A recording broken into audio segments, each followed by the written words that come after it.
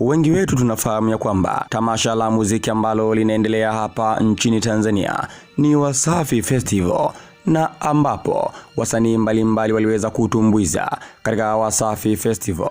Lakini swala ambalo limeweza kujitokeza na wadau wengi wa muziki wameweza kushangaa kweli kweli ni pale ambapo Juma aliweza kutangazwa na Wasafi ya kuwa atakuwepo pale Mtwara na kuweza kutumbuiza katika Wasafi Festival. Lakini mambo yakawa tofauti, na baadhi ya wadau na mashabiki wa Juma waliweza kumuuliza, je, ni kwa nini hujaweza kuonekana katika show za Wasafi Festival? Na yeye Juma hakuwa na ajizi. Aliweza kuzungumza ni sababu zipi ambazo zimepelekea yeye asiweze kutumbuiza katika show za Wasafi Festival. Mtazamaji, tuongozane sote mwanzo mpaka mwisho wa video hii ili uweze kufahamu alichoweza kukijibu Juma kuhusiana na kuweza kukosekana katika show ya Mtwara ambayo alikuwa ameshaweza kutangazwa. Ikiwa ndiyo mara yako ya kwanza kutembelea katika chaneli hii, usisahau kubonyeza alama ya kusubscribe.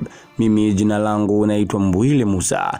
Baada ya Juma kuweza kufanywa promo kubwa na Wasafi, watu wengi walitegemea kwamba atakuwepo katika show pale Mtwara, lakini akakosekana. Na baadhi ya shabiki aliweza kumuuliza Juma kwa nini amekosekana katika show. Juma hakuwa na ajizi. Alisema ya kwamba hawezi kufanya show kwa $500. Hizo ni dharau. Hicho ndicho ambacho aliweza kukijibu Juma.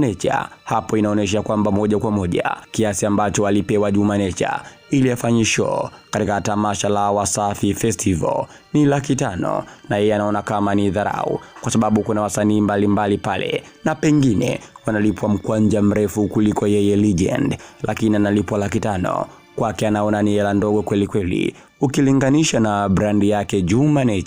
Hivyo ndio maana akakosekana katika show ya Mtwara, kisa kulipwa shilingi $500. Hahitaji $500, pengine alihitaji hela nyingi zaidi. Hivyo mtazamaji Best TV, unaweza kuandika mtazamo wako hapo katika sehemu ya comment. Je, $500 kwa Juma ni hela ndogo ama Wasafi walikuwa sawa?